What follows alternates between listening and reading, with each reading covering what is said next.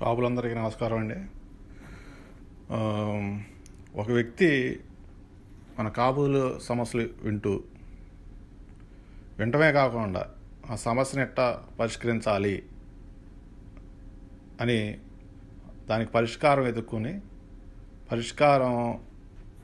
ఎదుక్కున్న తర్వాత దాన్ని నిస్వార్థంగా ఎవరైతే ఆ సమస్యతో వచ్చారో వాళ్ళకి దాన్ని పరిష్కరించి వాళ్ళ జీవితాల్లో సంతోషాలు నింపి ఈ విధంగా ఆ వ్యక్తి ఒక వ్యక్తికే కాకుండా ఇట్లా రోజు దీన్నే ఆయన తన జీవిత ధ్యేయంగా పెట్టుకుని ఈ విధంగా రోజుకి కనీసం 38 మందికి వివిధ సమస్యల్లో ఆయన సమస్యను నిస్వార్థంగా పరిష్కరించుకుంటూ వాళ్ళ జీవితాల్లో కాపు పేదలు కాపులకి అండగా నిలుస్తూ తన జీవితాన్ని ఒక ప్రాంతంలో ఉన్న కాపులందరికీ సహాయం చేసుకుంటా ముందుకు పోతున్నాడు. అట్లాగే ఆ ప్రాంతం కాకుండా కృష్ణా జిల్లాలో విజయవాడలో ఇది ప్రారంభించిన ఆయన విజయవాడ నుంచి కృష్ణా జిల్లాలో ప్రతి ప్రాంతానికి తీసుకెళ్ళి కృష్ణా జిల్లాలో ఉన్న కాపులందరి సమస్యలు రోజు కనీసం 38 మందికి ఆయన సమస్య పరిష్కారం వెంటనే కాకుండా చేసి చూపిస్తూ ముందుకు సాగిపోతున్నాడు ఆయన. ఇదంతా సాధించిన తర్వాత ఆయన కృష్ణా జిల్లా కాకుండా ఆంధ్ర రాష్ట్రం మొత్తం ఉమ్మడి ఆంధ్ర రాష్ట్రం మొత్తానికి ఉన్న కాపులు బలహీన వర్గాలందరికీ వాళ్ళకి నిజమైన సమస్యలు అవి తిరిగితే వాళ్ళ జీవితాలు బాగుపడితే సంతోషపడతారు. ఈ సమస్యలు తీర్చే కోణంలో ఆయన ఎంతోమంది శత్రుత్వం ఏర్పడింది. నిస్వార్థంగా సమస్యలు తీర్చడంలో ఎంతోమంది శత్రువులు ఏర్పడ్డారు. వాళ్ళతో ఆయనకున్న వివిధ రకాల చంపడానికి కూడా ప్రయత్నించే అంత తీవ్రమైన శత్రుత్వం ఆయనకి ఏర్పడింది. సో ఇట్లా ఆయన విజయం సాధించిన తర్వాత దీనికి పైన కొంచెం రాజకీయాల్లోకి వెళ్తే ఆయన వెళ్తే ఇంకా ఎక్కువ సమస్యలు పరిష్కరించవచ్చు, ఇంకా బలం చేకూరుద్ది, దాన్ని కూడా మనం ఈ సమస్యలు తీర్చడానికి ఉపయోగించవచ్చు. రాజకీయాల్లోకి వచ్చిన తర్వాత ఎవరైతే వీళ్ళు శత్రువులు ఉన్నారో ఈయన ఈ కులం బాగుపడితే ఇక మనకే మనుగడ ఉండదు అని వాళ్ళు ఏం చేశారంటే ఈయన్ని 38 సార్లు నరికి చంపేశారు.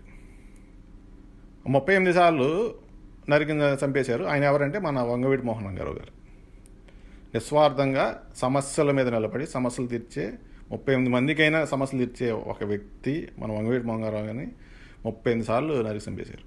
సో ఇది ఆ రోజు మనం అనుకునేది ఏంటంటే ఆయన చంపేశారు, ఆయన ఈ గొడ్డల నరుకుడు ఆయనకి పడింది అనుకుంటున్నాం. ఆయనకి పడలా, ఇది మన కులానికి పడింది. మన కులానికి 38 సార్లు నరికారు. నరికి మన కులాన్ని ఎదుగుదలని అక్కడితో రంగాగారితో పాటు మన కుల ఎదుగుదలను కూడా నరికేశారు. అప్పటి నుంచి ఆ గాయాలు ఆయన చనిపోయారు.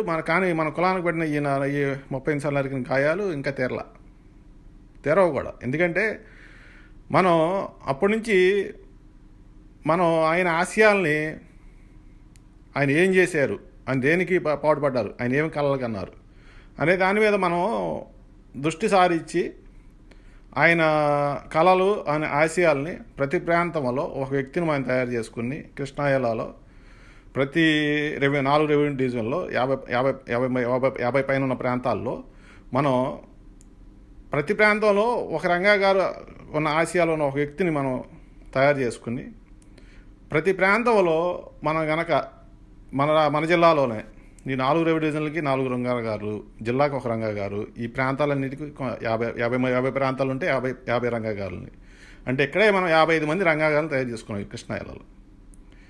ఇది ఆంధ్ర రాష్ట్రం మొత్తం తీసుకెళ్తాం.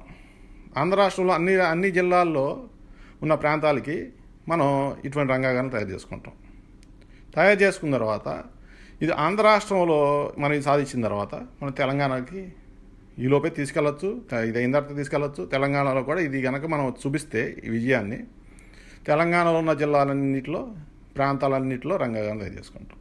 ఈ విధంగా మనం రెండు తెలుగు రాష్ట్రాల్లో రంగాగాలను కనుక నిస్వార్థ పరులను మనకు నిలబెట్టుకుంటే మన కాపులకి ఒక నెట్వర్క్ క్రియేట్ అవుద్ది. మన కాపులకి ఇంత బలవంతం తెలుస్తుంది. మన కాపుల సమస్యలు తీరుతాయి. మనం ఆర్థికంగా బలపడతాము, మనం అన్ని విధాలుగా బలపడతాము, మనకు అన్ని అధికారాలు వస్తాయి. దీన్ని స్థాపించే వరకు మనం కనుక ముందుకు వచ్చి నిస్వార్థంగా పనిచేస్తే మన ఈ జనరేషనే కాకుండా మన నెక్స్ట్ జనరేషన్కి కూడా ఇది మనకు అందిస్తే మనం విజయం సాధించినట్టే. ఇది లేనంతకాలం మనం ఈ పేదరికం అనుభవిస్తాము, ఈ పేదరికంతో ఈ కష్టాలు పడుతూనే ఉంటాము. దీన్ని ఆలోచించి అందరం ముందుకు రావాలని నా విజ్ఞప్తి. దయచేసి దీన్ని కొంచెం సీరియస్గా తీసుకుని అందరూ ఆలోచించాలండి, ఆలోచించి చేయాలండి, నిస్వార్థంగా చేయాలండి. చేయగలిగితే మనం విజయం సాధిస్తాం. ధన్యవాదాలు.